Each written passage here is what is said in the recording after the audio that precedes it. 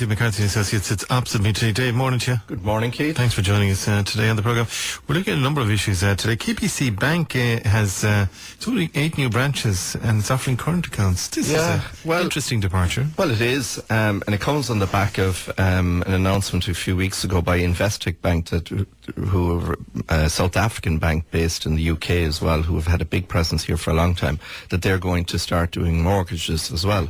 So to see a bank like KBC, who have been in Ireland for many, many years now and would be known primarily for its investment and deposit products, as well as the fact that they are involved in mortgages, opening branches when, banks have been kind of scaling back in this country, is certainly a welcome development. And the other thing I would say is offering current accounts. I mean, we haven't seen a new entrant to the current account market in Ireland for yonks.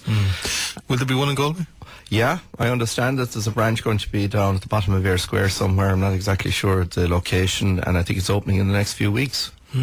But there's a bit of work going on, so there is opposite the AIB there. Yeah, that's where it's going in. That's where it's going in, the old Aircom building. Yeah, and I would say that anything that brings new competition into the market, which is something we're severely lacking in this country, because banks have been very slow to obviously expand here, has to be looked positively. And also the fact is that it's a vote of confidence maybe in the future of our economy.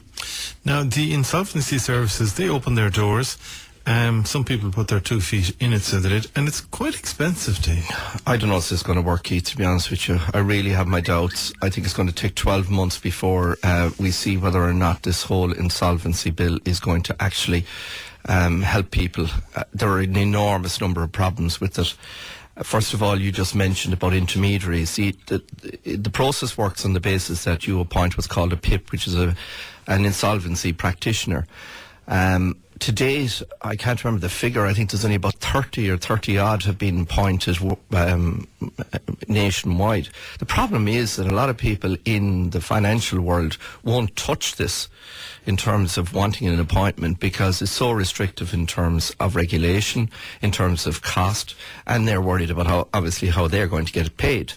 So the lack of practitioners, but we just want to clarify that, right?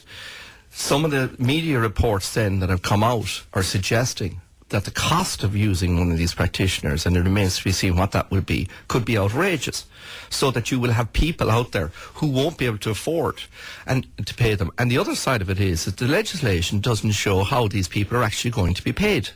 So I think this whole bill is flawed. I think for a lot of people, they may end up opting for bankruptcy instead of going down the insolvency route. I've been briefly got the need to take an ad break, but I mean, I see also somebody else said that the banks will pick up the tab for the PIP. That's not enshrined at all. No. And the other thing is that the banks have a veto on this. And in other words, if you want to go into this process and the banks veto it, there's no right of appeal, and you've no choice but to deal with the bank or go for bankruptcy and force the issue if you want. All right, Jim McCarthy from McCarthy Associates in Wood Key. 566022 is our number for further details.